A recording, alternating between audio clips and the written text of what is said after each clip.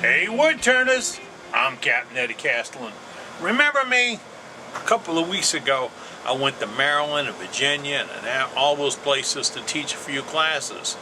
And while I was gone I couldn't do these YouTubes. So I'm back. But I've been back about a week. But management punished me and made me make tools because you were so good to us. You bought everything she had in stock. So I've been making tools for about the last week. But I've also been monitoring emails, and I had one to show you today, and it changed last night when I got into a conversation with a guy about using a scraper. Scraper's a great tool. In the 20s, 30s, and 40s in this country, scrapers did most of the wood turning. And I've seen some demos hosted by some really fantastic wood turners, and they've turned the bowl inside and out in record time using just a scraper. Guys say, well, you know, isn't that what your carbide tools do? Yeah, to some degree, but I'm going to show you something about scrapers. Here's the amazing part. All you got to do, you know it, watch. The guy said, why don't I get that tattooed on the end of my finger? A tattoo? When I get old, it'll get wrinkly. I ain't doing a tattoo. Before we get into today's project, I got to talk to you about something about this. Do you know what this is? This is a Freedom pen. Yeah, it's a pen, a slimline pen, turned by one of the guys that belong to Team Blackhawk. You can join. I'll tell you how in a moment. But guys turn these, and then they send them to Sergeant Joe Kelly, and he sends them to our troops. Think about 175,000 to date. Now you can join up. It's easy. You don't have to do the enlistment thing. All you got to do, send me an email to this address right here, eddiecastellan@cox.net. I will forward it to Sergeant Joe Kelly. Joe will contact you, tell you what the program is all about, and he will set you up for turning pens. Now, will you please include your phone number? Because, see, Sarge is old. They just don't work. He'd rather give you a phone call. So, again, email me the details right here, and you too can join Team Blackhawk. Guess what? We turn more pens than most everybody else combined. Yeah. And it's not a record-setting thing. It's a good thing. Every time I get done, I got a warm... That's a taco. That's what that was. Every time I get done turning one, I get a good feeling in my heart. So why don't you join up Team Blackhawk today? Contact me and I'll put you in touch with the Sarge. It's just that easy. By the way, have you turned your Freedom pen today? Huh? Let's get into talk about scrapers. All right? Scrapers. Scrapers are a simple blade with a burr. And I got into this because a guy, I told him, a scraper has a wire, and the wire is what does the cutting. Email me back, where do you put the wire? And he was looking for a wire. No, wire is the burr, the edge. You roll that up. Now, in order to help you out a little bit, I got my little friend here. See this? This is a 400 power microscope camera. Now I can't input it right to there, but I can put it to right to there. And I'm going to show you what the edge of a scraper looks like. Now take a look at this. This is a 1-inch wide, half round scraper. It's one of my favorites. It's mild steel. It's really kind of junky, but it works good. Now, this is the edge after I've knocked the wire off and squared it up. Take a look at this. Now, it's hard to determine what's what, but you're looking at an edge of steel going up and an edge and a flat of steel across the top. Now that's it. All I did was take a diamond card, pull it around, and get rid of the burr. Now, I'm going to flip it over, upside down, downside up, and I'm going to pull that steel using that same wire, that same diamond cutter. See what I'm doing? Pulling down and around. Bottom, top. I am putting a wire on that edge. Take a look at it now. It's a little bit hard to understand, but that high point, that ridge you see on your side, closest to us, that is the wire. And I forced that onto the piece. Now there's a couple of ways to do it. Let me show you another. The other is, and this is if your grinder's convenient to your lathe, set your table so you can grind that bevel, and once you get it set, I'll show you a jig you can make, but you want it to be bottom side up, top side down, and you make one pass. You don't reshape it, make one pass, and when you have it set up right, you'll pull the wire around that side, that edge.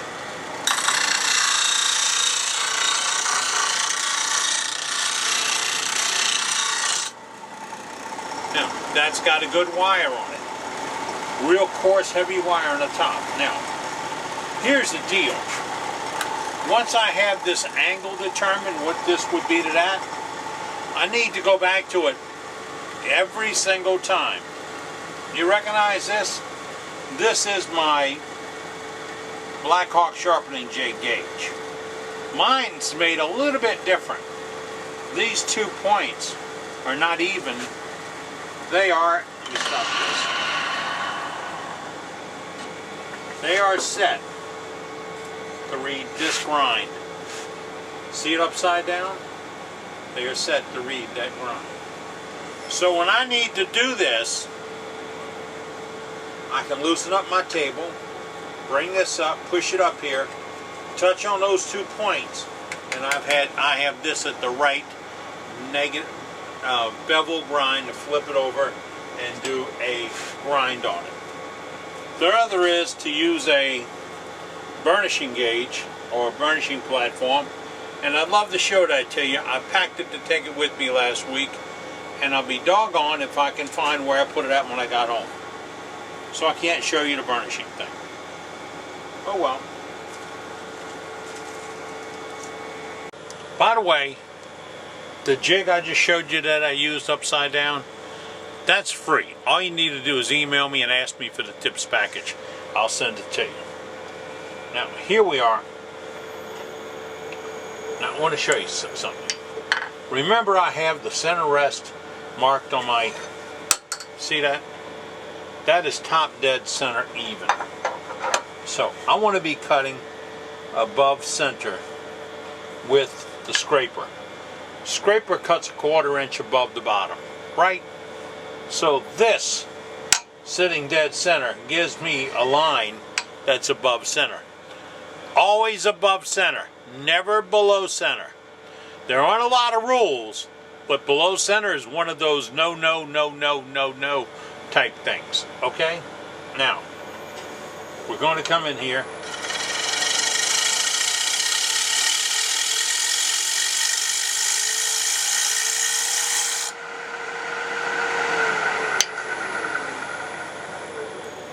See what comes off? The little curly cues. Good clean pass, cleans up a lot of marks. Now, if this was the last passes on a piece, I'd splash this with a little sealer and then make my last pass with that scraper to clean it up. You can go uphill, downhill, across, around the back, and over the hill and through the dale. You can do all that because it's cut so minutely. But let me tell you something else I'd rather do. I would rather make this cut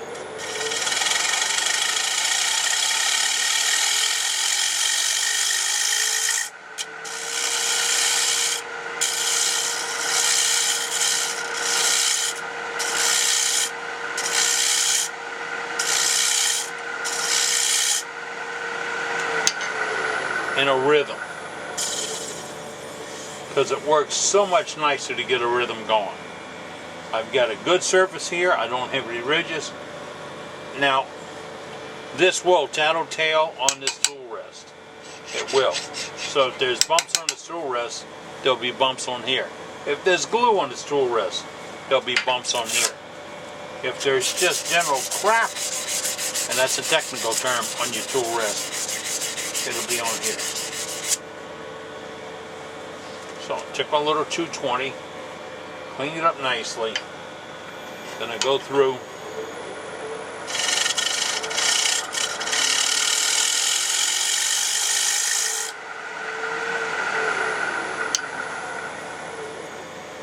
If you think you're getting some echoes or something from something else, change your speed. Scraping at 1 RPM or 1,000 RPMs, it's all the same. Years ago, somebody gave me this scraper. This is a Robert Sorby, what's it say, 13 millimeter or 1/2 inch, and it was a square end scraper. It was in the kit. I ground it back about 2 inches, nice and straight. And then I put the end of the 45 and a little bitty bit of cut on the corner. What is this for? This goes down the inside of a jar or a box. It cuts the inside line nice and straight, and it starts across the bottom. Perfect for making a small jar or a small box where you can't run the skew down or the gouge or anything else down the inside. Perfect for that. I have another favorite scraper in here. It is made by Ellie Avicera. It is of a great steel. Now this is a negative rake. Okay, what is negative rake? See that angle right there on the front? That is down 20 degrees. 20 degrees. And then I have my angle on it. That is supposed to change that cutting angle ever so slightly, make it a little bit more aggressive and a little more finer cutting. Here's the deal. If you're really good with a scraper, you'll never need that. And you get really good with the scraper by practicing.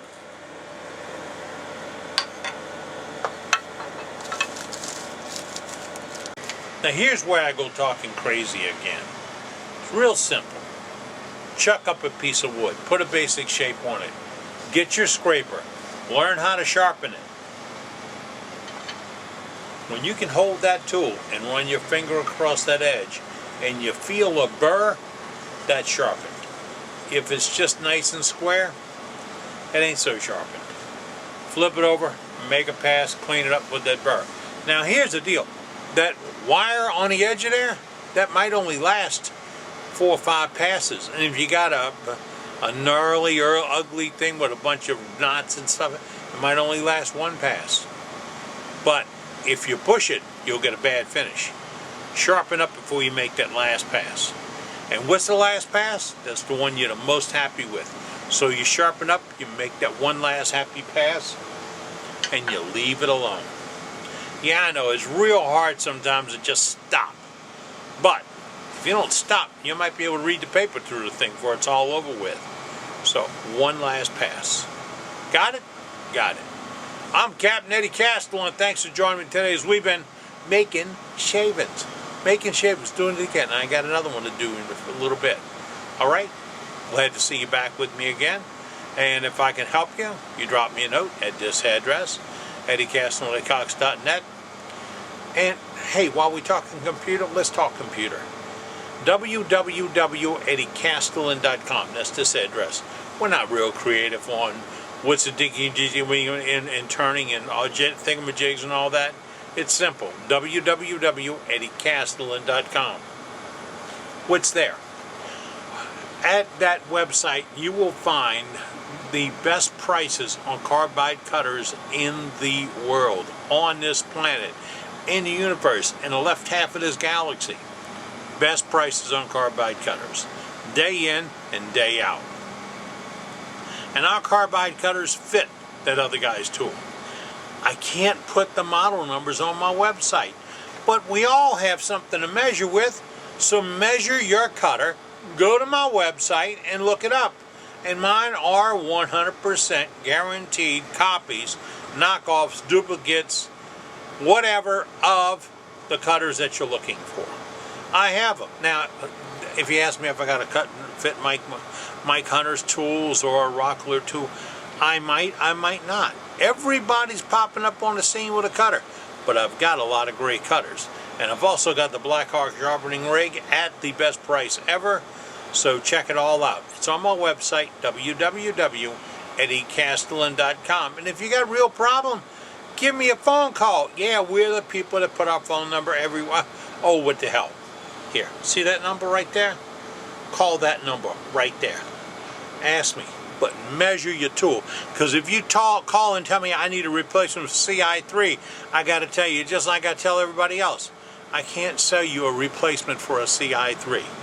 Why? Those other people might sue me. I can sell you a cutter that's so identical it's unbelievable, will work just as well, sharp as all can be, but I can't call it a replacement for the CI9 or CI12 or the CI14 or whatever. I can't do that. But measure your cutter, check me out, I got the deal for you. I got the deal for you.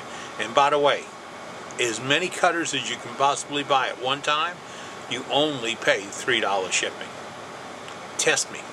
Go ahead. Order 100. Hell, I'll make them free shipping. Only if you order 100. See you later. Take care.